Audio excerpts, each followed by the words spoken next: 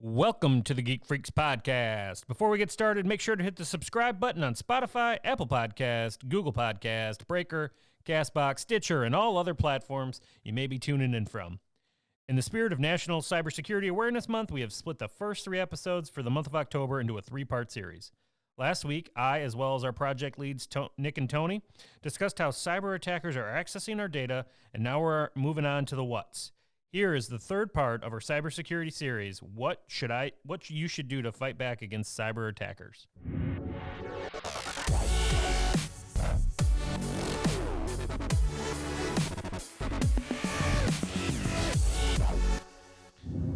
So, let's talk about the fun part.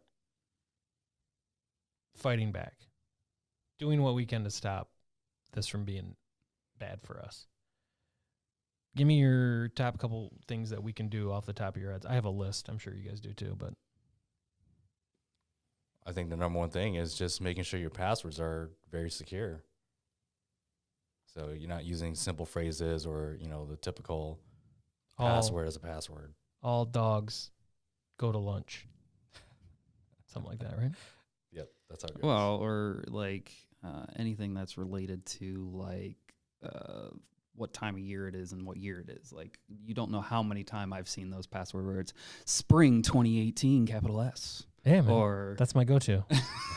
So it's like we're getting into fall 2020 right now. Exactly. It's like it's not that hard of a password when you think about it, because it's like, okay, it's a time frame thing, and it's like, oh, it's fall 2019. I wonder if that's the password right now. I see a lot of things like password 1, 6 months later, or 3 months later, password 2.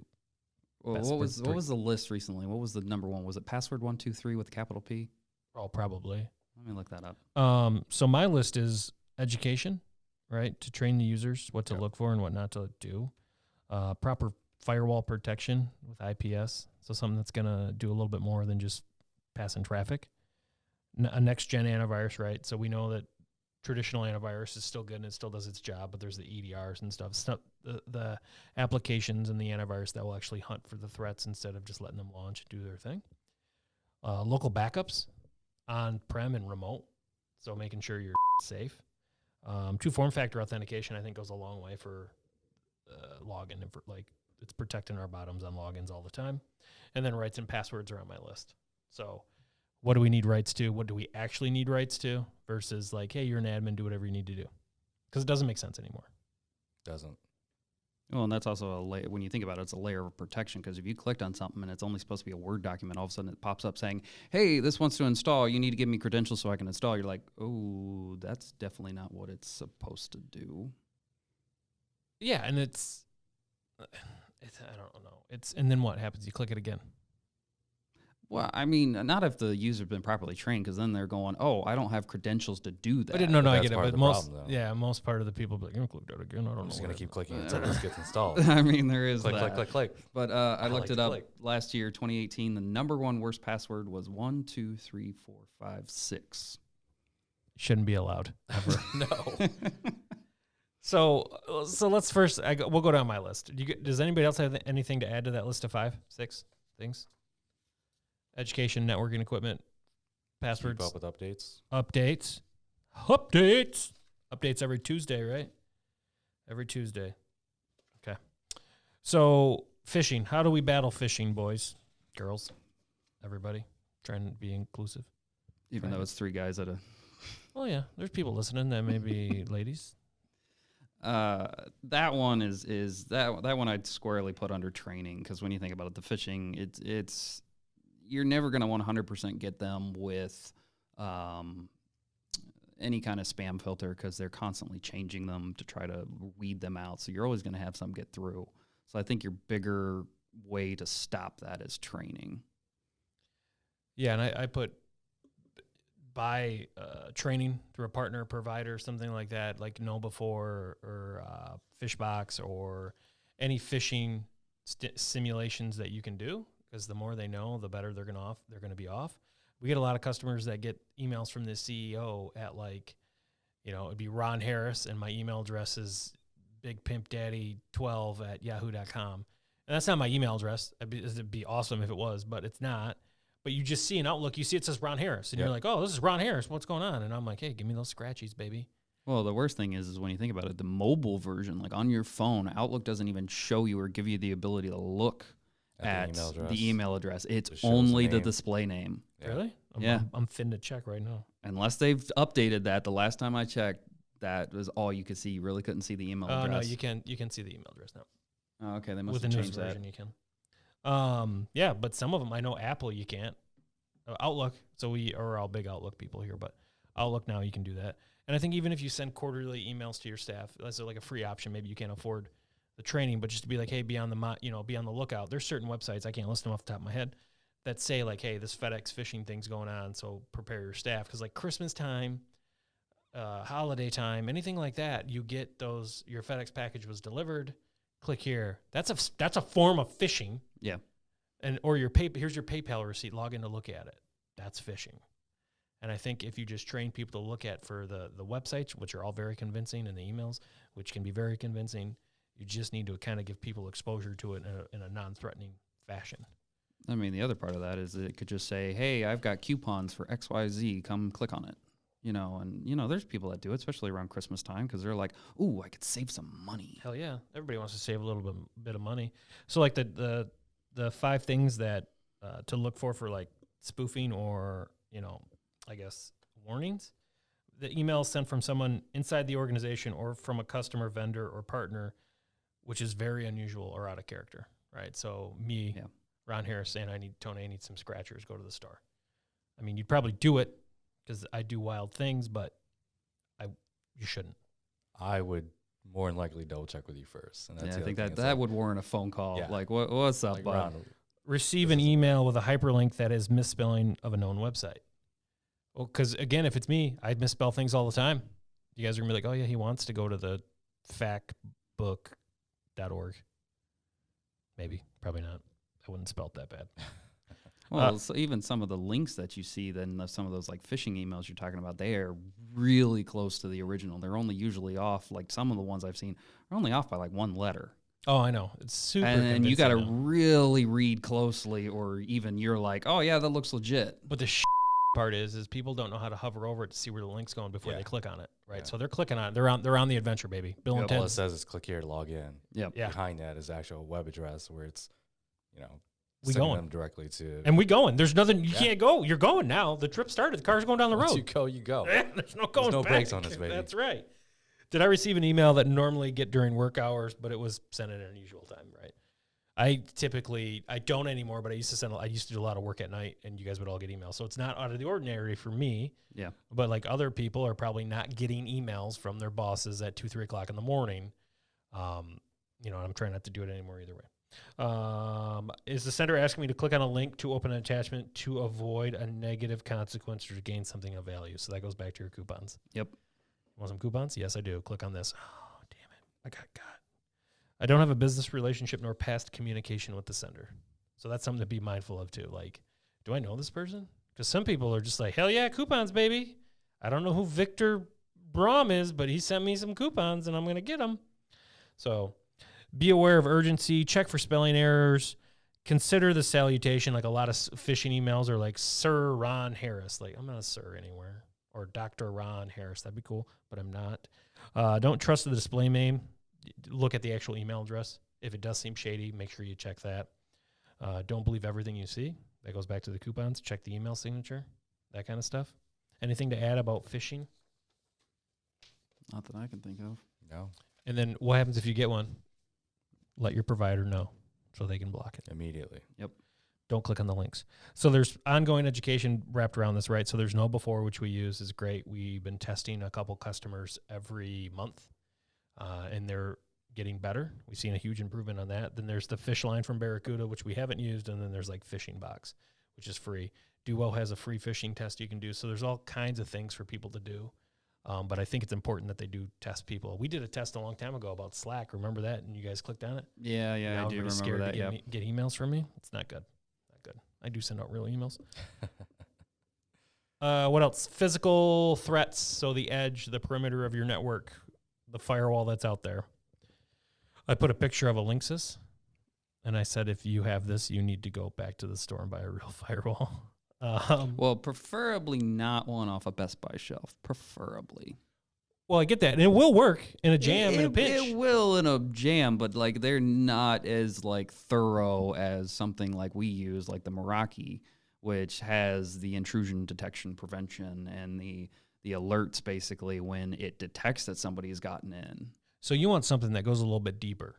Oh yeah, more thorough job on the traffic, and that's, I think, if you're an SMB owner or a decision maker or somebody that can influence that, spend money on the perimeter, on the firewall, on the access points, something that you can manage and see traffic on. And don't leave the guest network as no password, please.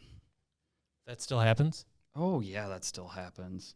Does ours have a password? Oh, yes, it does. You hear that? We're secure. It probably goes right to our server, though. So it does not. I have that blocked. Thank you very much. Well, that's the other thing, too. People don't know if you don't. Oh, I know. They'll stand up another Wi-Fi thing like, it's the guest network, and they can't access exactly. Everything. I used to give some of the old guys that worked here shit because they'd always be like, we have to block all the ports on the firewall or on the switch. So they'd terminate all the switches. We did it for one customer, and then a guy went there and he couldn't get it to work. Couldn't figure out why. Yeah, it's because we were super secure on the switch, right? Yeah. But then it brings up a better point, like you said the other day. Like you could literally go into a lobby someplace with a Cat5 cord and plug in and be part of their network. Some guy did that, and he was test hacking these people. He was doing what KnowBe4 does, right? So he went in the lobby, plugged into an Ethernet port, gained access to the entire network. To me, it's kind of wild. Why do you have Ethernet ports in your lobby? That doesn't. I mean, make it could have been. Sense. It's not really a lobby. They just call it a lobby. Yeah, I guess. Could have been where they were going to put the printer or something. Receptionist desk or anything. They moved it around. Right. So the other, go ahead. Well, I was going to say, but, with that kind of thing, it's those should be unplugged then. If nobody should really be at those locations, your best thing is just to unplug them. Yeah, but the other easier part, too, is like, well, light them all up, baby, in case we're going to use them. Because nobody wants that call. Like, this port's broken. You're like, oh, let me go run out a 3-foot patch cord to you. So, again, yeah, you're right. Yes, 100%. But what always gets in the way of security is laziness, right? You don't want to be inconvenienced. You don't want to do that because then I got to run back over there. I don't want to do that. Yeah. So the other thing, too, and it's wild to think this, but antivirus, right, is still a hot topic on the streets. Everybody needs it. Everybody wants it. Windows Defender has been scoring super high on antivirus charts, like even the independent ones. And I was like, I can't figure out why. So then I asked some people, and it's because it sees the most action. Yeah, because nobody installs one anymore. They're just like, oh, Microsoft's got me. I should be fine. And the only problem for us, like, you can't control it, right? Nope. So we can't do anything with it. Can't manage it, no. So like the traditional ones, the Symantec's, the McAfee, the eSets, the WebRoots, the Trend Micro. Like 2 of the vendors that I just listed were hacked in their own networks 6 months ago. So they're kind of useless, but we used to have them. You know what I mean? We did Symantec for about 4 weeks, and then we had to change it all. Well, and the market's also changing because, like, when you think about it, antivirus is kind of on its way out because it's the whole idea of why not catch it before it runs instead of catching it and cleaning it up after the damage has been done. Well, you guys did a lot of, I think the past 2 or 3 years, you guys did a lot of research on antivirus when we were looking for alternatives to our solution. And the traditional antivirus is just that. Like, go ahead and run. Oh, you're doing bad. Oh, stop. Where now the scheme of it is like, oh, you are going to do bad. So I'm not even going to let you run. So you're not running. Yeah, it's proactive. Yep. Right. Which is crazy to me. It's more expensive. Like we spend through our nose for it, but it also has saved our a lot. I mean, granted, Sentinel-1 will kill the machine off the network if it's bad enough. It sees an anomaly. That screwed us on the time before. But, Carbon Black, Cylance, Sentinel-1, all those new advanced EDRs, I think are going to be the way of the future. And I'm very happy with the product itself that we have right now. Oh, yeah. This is not a Sentinel-1 commercial, but very happy with it. Well, not only that, but it kind of gives you, because, I mean, going back to like you were saying about people just click until it runs, you don't know how many times the Sentinel-1 alerts have come in one right after the other because whoever is, oh, it didn't run that time. Let me try again. Let me try it again. All gas, no brakes, baby. And I think that's the shitty part of humans is that's how we are. But that's why we need a product like that to like basically help ourselves, like stop ourselves, like, because without that, I mean, it would just be the whole scenario of, yeah, it ran and it did bad things. Dude, I think that should be tattooed on every person, is all gas, no brakes. Think about like back in the day when you'd go to the printer and there'd be a whole ream of paper. Oh man, Louise, you got to edit this. Whole ream of paper on top of the printer and they printed the same thing 19 times because they're like, it's not printing. It's not printing. It's not printing. It's not printing. And then it prints a billion times. Well, or it's the scenario, well, it didn't print, so I'm going to call the provider, and the provider fixed it, but they never stopped the jobs, so all those jobs are sitting there queued up, waiting to go. Ready to rip it. Yep.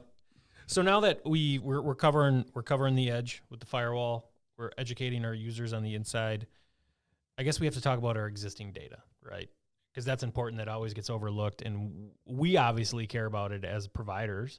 And I would imagine if you went to a potential customer, if I sat down with a potential customer and was like, hey, you have 2 terabytes of data, and in one click, that can all be gone, and everything you've worked for the last 30 years is never recoverable, they'd be like, oh, that sucks. Like, that's bad.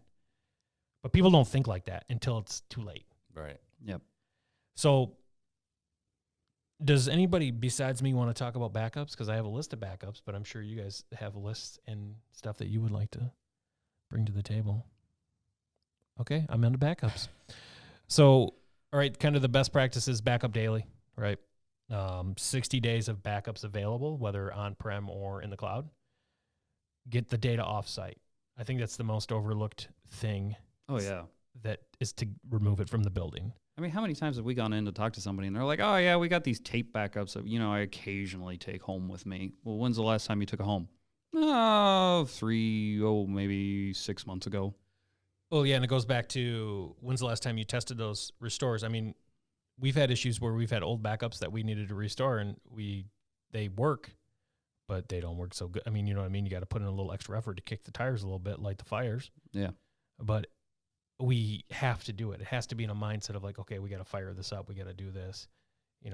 I know that our application does it pretty much automatically, so we don't have to worry about it, but there's a lot of people that still use Windows backup, and there's a lot of people that still use some of these free things, and I don't think they're doing it as much, and I don't think they have an off-site. They don't want to incur that $6 a month cost to get your data off-site. It's worth it. 100% it's worth it. To get it out, I don't care if it's $6, $250, $1 million. Well, $1 million is a little aggressive, but just get it off-site. And then I think the other thing that people don't, and we kind of took our lumps on this, is to have a restoration plan, right? When we had a customer we've only had one customer that ever got in trouble with ransomware to an extent, right, outside of the computer, and we didn't have a restoration plan for them. We knew that we had to restore their stuff. We knew we had to restore it. But in what order did we do it? We did it in what makes most sense to what we thought the business needed, right? Accounting, CAD, whatever, so on and so forth, when it was actually opposite to them. And we learned and we did it, and we have a restoration plan and all that other fun stuff. But I don't think people are testing it, know what they need to back up, know how they're going to back it up, in the event of an emergency, where they're going to back it up. Because if their server's on fire, they don't really have another backup server. So are they going to spin it up in the cloud, or are they just going to be like, well, we got to get a new server and then we can restore it? There's a lot of things to think about when it comes to your data, and that people just don't think about. Well, yeah, because like going off that, like it's easy to set up a backup, but do you know how to restore the backup? Do you have extra equipment? Do you have anybody trained that can do this for you? Because sometimes restoring is kind of tricky. Well, I think that's half the battle, right? Let's think about some of the free stuff. Jeez, Louise, you're going to have to be beeping a lot of stuff. I like how you come in at this point. I've been just thinking in my head how many times you've done that, and it's at this point that you're starting to be conscious of it. So think of like Carbonite, right? You can back your pants up. You could go crazy. It will do it all. But to restore it, it comes down at like 10 kilobytes a second. Well, and it's also, that's one that it's all restricted by your internet. So if you have really crummy internet, it could take you 3-4 weeks to get one valid backup because you have so much data and your upload speed is so low, it takes forever. Yeah, and it's crazy to think. Yeah. It's crazy. There's still places that have terrible internet. Yeah, a lot of places. Yeah. So yeah, back up. Always back up. Keep as much as you can. Know what you're going to restore when it hits, because it's not if it's going to hit, it's going to hit, and you just got to figure out how you're going to manage that, right? How are you going to manage that chaos? and then having either a partner like us or another provider that you can work through that with. And then the other thing that's kind of hot in the streets is two-form factor authentication. We just kind of turned it on for everything. I think I was going to count this. I have 9 of our applications turned on with two-form factor. Ooh, let's see how many I have. That's just through work, all right? I don't want to dog myself out. I was going to say, I have 7 because it's like this plus the Microsoft Authenticator that I have to use. So I didn't even count that? Yeah. I got 8. Got you beat by 1, Nick. I don't know which Are one you guys using got. So like No, it's 7. two-form factor, Authy, free? Yeah, free. Authy's free, Yeah. and the nice thing about it over, like a lot of people think, okay, I got to do the Google one. The downside of the Google one is it doesn't back anything up. So if your phone fries or gets wet, or because like not every phone is waterproof yet. So if it gets wet, it gets broken, it gets stolen, you don't like recovering those accounts is a pain in the butt. And I don't really want this to turn into an Authy ad, but Authy gives you the ability to back up all of that authentication information. So as soon as you get that new phone, log into your account, and there's all your authenticators again. Okay, but what if Authy gets hacked? Yeah, that's a double-edged sword right there. Yeah, well, I don't think that's as big of a deal unless they get their source code of the algorithms, because those are rolling codes. So unless they can actually get the actual algorithm that each one of your accounts is running, it's not that big of a deal. Where like if they get they've got, what was it, like 30 seconds before it renews? Oh, I don't know. Yeah, maybe. Something like that. So it's like, okay, they'd get that one and they'd have to know your exact password at that moment to then do it. Seconds. Yeah. So unless they actually get the algorithm, I don't see it being a problem, which I guess that would be what they would be targeting. So I guess that would be the problem. I love it. It's a pain in our and I know that you guys hated when we went to it, but like logging into the computer and have to be able to say, yep, that's me logging into the computer. Oh, I didn't even count that one. Yeah, we've got that one too. So was that 9 That's for me 8. then? No, I got to do the Google Authenticator, so it's 9 for me. Well, you Forgot guys are about that monsters. But that goes to my same question too about, I shouldn't have yawned. Like password keepers, right? Those are all stored in the cloud. If them's goes down, like every time you save your password in your browser and you sync it. Ooh, that's not a good way because that's not really encrypted. So Correct. That's what scares me too. Yeah, the amount of people that just save it in Google, that's not really the best way to do it because it's not encrypted. So another way is when you get these applications, you got that 2-form factor, boom, you got to enter your 6 digits, boom, you're in, and nobody can get in even if they got your password without your 6 digits, your 6 digits. Yep. So 2-form factor, check it out. Hot girl in the street, hot girl summer, 2-form factor summer. That's all I got. And users' rights and passwords. So back in the day, circa 1999, you always gave everybody admin rights pretty much, right? To their PCs. It was just something we did. And that doesn't have to happen anymore. The only reason that had to happen was because of programs, bad programs. Oh, Louise. And I don't think that is necessarily a thing anymore. I mean, we still see it with some of our older programs, but I think for the most part, you really don't need to be admin to run stuff. No, To run it, no, but some, any updates or anything like that, which I know some of our clients get annoyed with every time they have an update to something that they've got to call us. But it's like, hey, the other side of this is protecting you from accidentally running something that you shouldn't. Again, it goes back to the inconvenience of having to pick up the phone call and Correct. complaining about it. But we're trying to save our bacon and your bacon in the event of bacon being cooked. Stolen, I think, but Bacon's being stolen. Overcooked, burnt. Oh, burnt bacon's the worst. Oh my goodness. All right, so my rundown for passwords is strong passwords, symbols, capital letters, numbers, complexity, right? Yep. Longer the better. Not probably feasible for some people.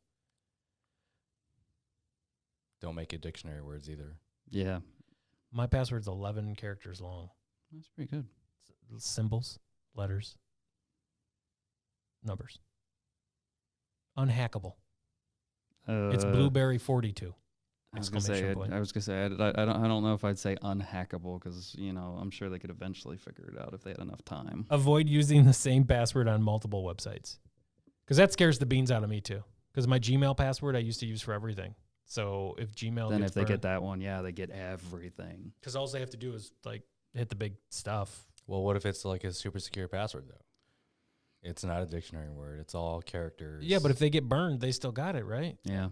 And then all they have to know is what you use. So if they know you use like Facebook, LinkedIn, they know what your bank account is, like, or like what bank you use, which, you know, it's usually the big boys. So they could just take that password and use it everywhere once they have it. So even if it's I'd say even like a 15 character, like just randomly generated, yeah, it's going to take them forever to get it. But once they've got it, they've got everything. So that's the problem with that. And that's kind of nice when you use something like LastPass that you can have it generate and store all your passwords in, which is encrypted, because then every time you go somewhere, you can tell it to generate it and it stores it all. And then there's like one master password that you have to basically make it real difficult to then store, because that's the big caveat right there, that if you go through and you're like, yeah, I randomly generated all my passwords, but my master password's real simple.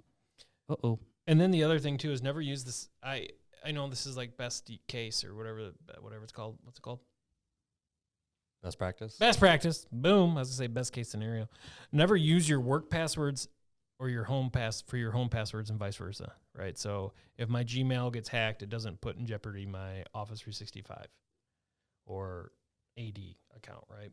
I think people get in the same habit of being like, well, this is my password. This is the one password I use for everything. Blueberry 42 exclamation point is my password for my bank, my home, my computer login, my work login, my Facebook profile, my life. Yes, my OkCupid password, my farmersmeatonly.com password. Like, it's the same password for everything, and don't do that. That's not a smart move. So, and stop writing down your passwords. Oh, you don't know how many times I've seen that on somebody's desk. I bet if you, even our current customers, if you go and flip over keyboards, you're going to find passwords. Yeah. Oh, yeah, I know certain ones. Or the other one that irritates me are the ones that share passwords. Ooh, that's not good. That's nasty. Oh, I know. And trust me, there's several of our clients that do that, and I cringe every time, and I tell them not to do it, but they still do it. So then, to kind of go backwards on user rights too, I think the bigger thing to keep in mind is if your computer can see it and you get ransomware, the ransomware can see it. So if you have access to shares to write into shares or program files, then I'm sorry, baby, it's all over. Well, here's the caveat to that. If you're using a program, say like Windows Backup to back up your server, you don't have an offsite copy, I believe ransomware can actually encrypt that stuff. Oh yeah, it's Veeam. Anybody can back up. Yeah. Oh god. And could you imagine then that? what are you gonna do straight when to the network and encrypts it? Yep. We got backups, boss. Oh, those are encrypted. We're closing the doors, boss. Which that's kind of like that's the encryption command, which I'm going to have to look it up. I feel like they've changed, but I know at one time the encryption information that they used, like, because we use Synology for the on-site backups to store everything. And at the time, Synology didn't recognize that command. So even if you sent it to it, it wouldn't encrypt anything because it didn't understand the encryption command that they were sending. Which I don't, the part I don't think Synology has changed at all, that they would, accept the old command. It's whether they have become wise to that and have added an extra command that would then cause a Synology to do it. But that is one nice thing to have, like it to be a different kind of setup instead of just like a hard drive that's plugged into the server that you just run Windows backup on. And that's scary to think. Like, oh, sorry, your backups got encrypted. So I guess you guys got anything to add before we wrap it up? Because I wanted to kind of hit the hot topics one more time to give everybody a little takeaway. Nope. Silence crickets. I don't have a cricket button.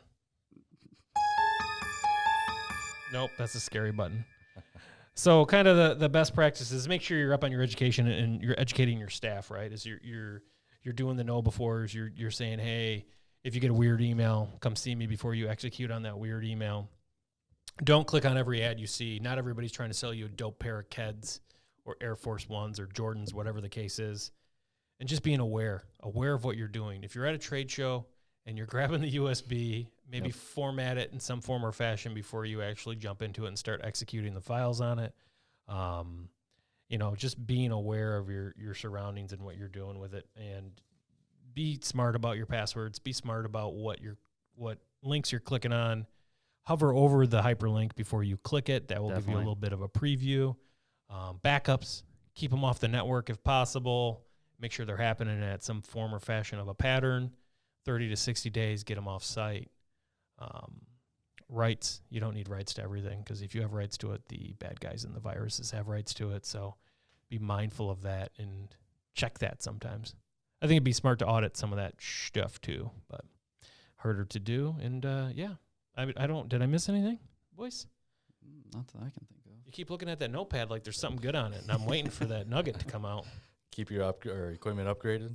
Oh yeah, that's a good one. I mean, just because a firewall is good that first time, that 5 years ago doesn't mean it's still good. True. I don't know if Maybe that's longer than that. That's another conversation, right? Is people make that emotional investment into that $1,200 firewall. Like our firewalls go from anywhere between $800 and $4,000. Like they're expensive, but they're expensive because they get stop. constant updates and they have all the fancy features. Yeah. Which that's part of it. It's A, updating it, and B, being aware of when it is hit end of life. Yeah. Because even our, there's some Meraki equipment we have back there that, it's basically end of life. So that's why we've pulled it, because it's no longer going to be supported. Don't be afraid to spend the money on it.